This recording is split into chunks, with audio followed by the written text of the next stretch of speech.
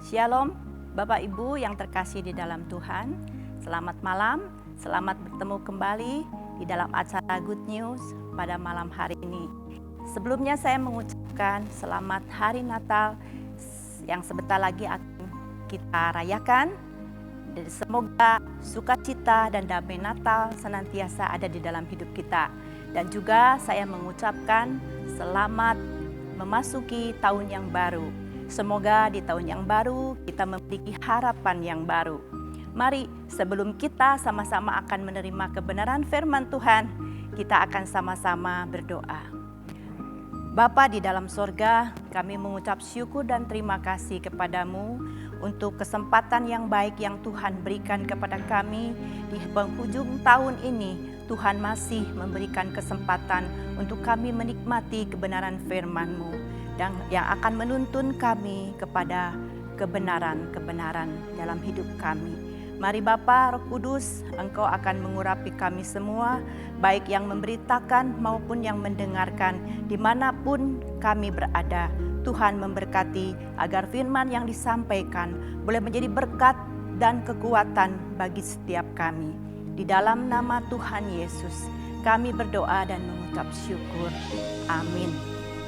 Bapak Ibu yang terkasih di dalam Tuhan, firman Tuhan untuk saat ini saya ambil di dalam Ibrani 12 ayat yang pertama sampai ayat yang kedua. Demikian bunyi firman Tuhan, saya bacakan.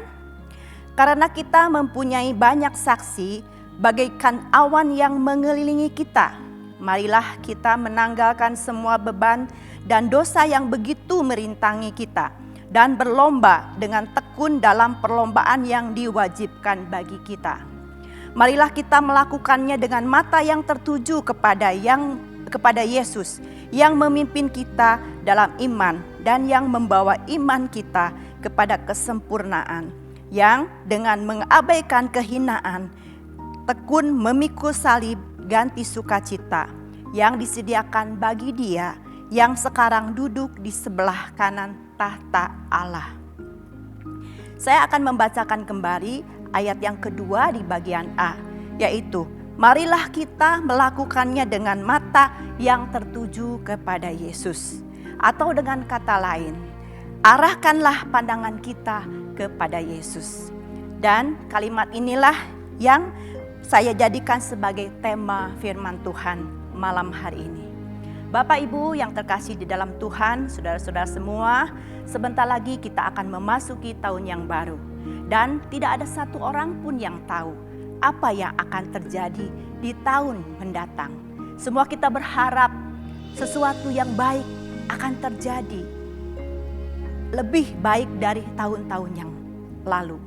Namun mungkin juga terjadi hal yang lebih buruk dari apa yang kita alami tahun yang lalu. Tidak seorang pun yang tahu, hanya Tuhan yang tahu. Karena Dialah yang mengatur segala sesuatunya. Oleh sebab itu, saudara-saudara yang terkasih di dalam Tuhan, marilah saat ini kita mau mendengar pesan Tuhan untuk kita semua secara khusus. Yaitu pesannya adalah, arahkanlah pandanganmu kepada Yesus. Nah, mengapa kita harus mengarahkan pandangan kita kepada Yesus? Yang pertama, karena hanya Yesus yang memimpin kita ke dalam iman, yang membawa iman kita kepada kesempurnaan. Itu ditulis di dalam ayat yang kedua. Artinya kita memiliki iman percaya kepada Allah itu dikarenakan Yesus. Dan hanya Yesus yang membawa iman kita kepada kesempurnaan. Di dalam Ibrani pasal yang ke-11 sebelumnya ditulis tentang saksi-saksi iman, yaitu orang-orang benar yang hidup di zaman perjanjian lama. Di sana dituliskan beberapa orang yang ditulis namanya, yaitu diantaranya Habel, Nuh, Abraham, Ishak, dan lain-lainnya. Mereka semua hidup di dalam iman kepada Allah. Tetapi mereka tidak mencapai kesempurnaan hidup di dalam sorga sampai Kristus dibangkitkan. Nah, puji Tuhan, syukur kepada Tuhan karena kita sekarang hidup di dalam zaman anugerah, hidup di dalam kasih karunia.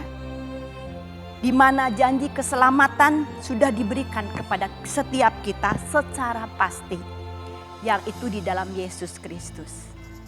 Nah, maka jika kita mengarahkan pandangan kita kepada Yesus, percayalah kita akan memiliki kepastian hidup di tengah-tengah ketidakpastian. Mungkin kita akan menghadapi hari-hari ke depan banyak masalah persoalan yang tidak pasti. Kita semua bertanya-tanya. Tetapi percayalah, jika kita mengarahkan pandangan kita kepada Yesus, kita memiliki jaminan keselamatan yang pasti. Masa depan yang penuh dengan kepastian. Karena dialah yang mengatur segala-galanya. Dan dia sudah berjanji, aku sama sekali tidak akan membiarkan engkau dan tidak akan meninggalkan engkau.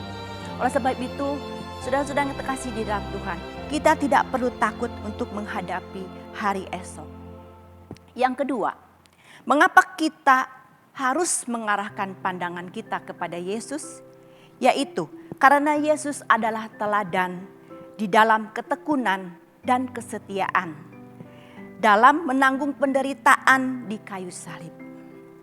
Segala kehinaan dan penderitaan serta kesakitan yang dia derita, itu tidak ada artinya ketika dia melihat kemuliaan yang ada, yang akan dia terima dari Allah Bapa.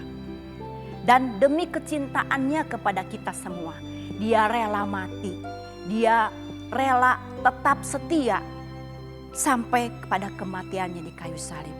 Nah, jadi ketika kita mengarahkan pandangan kita kepada Yesus, maka kita akan selalu mendapat kekuatan dan tetap bertahan dalam menghadapi kesulitan-kesulitan di hari depan. Jadi jangan takut saudara yang terkasih dalam Tuhan, dalam kita menghadapi hari esok. Kuatkan dan teguhkanlah hatimu, sebab sekali aku tak akan membiarkan engkau. Demikian janji firman Tuhan. Nah, yang ketiga, saudara-saudara yang terkasih di dalam Tuhan, mengapa kita harus mengarahkan pandangan kita kepada Yesus? Yaitu ketika kita mengarahkan pandangan kita kepada Yesus, maka kita akan dapat menanggalkan segala beban dan dosa yang merintangi kita. Itu ditulis di dalam ayat yang pertama, Ibrani pasal yang ke-12. Dikatakan, marilah kita meninggalkan segala beban dan dosa yang merintangi kita dan berlomba memasuki perlombaan yang diwajibkan bagi kita semua.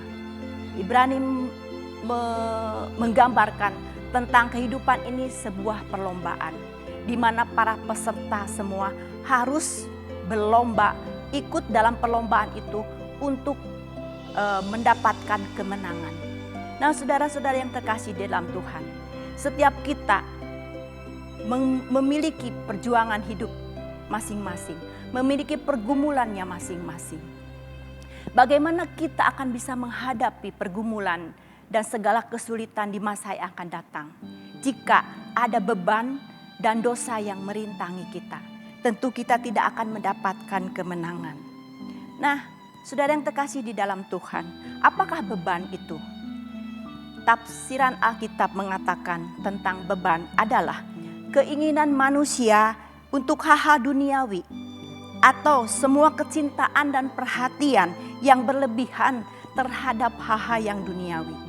Artinya harapannya, keinginannya, hidupnya bergantung semuanya kepada hal-hal yang duniawi, bukan kepada Tuhan. Fokusnya adalah diri sendiri. Bagaimana saya mendapatkan keberhasilan, bagaimana saya mendapatkan kemakmuran, bagaimana saya mendapatkan kekayaan, hidup di dalam memuaskan diri di dalam hal-hal yang duniawi. Dan itu semua adalah menjauhkan manusia dari Allah. Saudara yang terkasih, mau tahu apa yang dikatakan Yakobus pasal 4 ayat dan ayat yang keempat tentang hal ini? Itu dikatakan, hai kamu orang-orang yang tidak setia, tidakkah kamu tahu bahwa persahabatan dengan dunia adalah permusuhan dengan Allah? Jadi barang siapa hendak menjadi sahabat dunia ini, ia menjadikan dirinya musuh Allah. Ngeri sekali saudara yang terkasih dalam Tuhan. Ketika kita mencari dan hidup di dalam keduniawian, maka kita adalah musuh-musuh Allah. Nah, kemudian untuk arti dari mata yang tertuju kepada Yesus, Alkitab mengartikan adalah memandang dengan sungguh-sungguh, memperhatikan dengan seksama, ya, sampai mempengaruhi pikiran dan sikap kita. Pernahkah saudara menangis ketika saudara melihat adegan film yang menyedihkan, sehingga kita ikut hanyut terbawa arus? Atau mungkin kita memperhatikan seseorang yang sedang makan dengan lahapnya, dengan nikmatnya, sampai-sampai kita juga ikut ngiler. Kemudian kita juga melakukan hal-hal yang sama seperti orang yang sedang makan. Nah, itu artinya kita sedang memperhatikan itu dengan seksama. Sehingga hal-hal di kiri kanan kita tidak melihatnya. Hanya fokus. Demikianlah kita fokus kepada Tuhan seperti itu. Itulah yang dimaksud dengan mengarahkan pandangan kita kepada Yesus. Sampai kita mengalami perubahan demi perubahan. Perubahan paradigma, perubahan karakter kita. Sampai menyerupai karakter Kristus. Ya, sehingga kita tidak lagi tertarik dengan hal-hal duniawi. Sehingga kita tidak lagi tertarik dengan tawaran-tawaran dunia. Hal-hal yang sifatnya adalah fana serta sementara, yang pada kesudahannya adalah kebinasaan. Nah, saudara yang terkasih dalam Tuhan, dan itu juga Tuhan tidak menginginkan hal itu terjadi di dalam hidup kita. Oleh sebab itu, saudara yang terkasih dalam Tuhan, marilah kita belajar peka akan kecintaan Tuhan kepada kita. Dia selalu berusaha menarik kita agar pandangan kita diarahkan kepadanya. Kadang masalah yang sulit, situasi yang rumit, kondisi yang buruk yang terjadi menimpa hidup kita itu seringkali dipakai Tuhan untuk menarik kita agar supaya kita mengarahkan pandangan kepadanya. Ya, sebagaimana yang terjadi hari-hari ini, akhir-akhir ini. Pandemi COVID-19 menarik kita dari fokus kepada diri kita sendiri kepada beralih kepada Allah.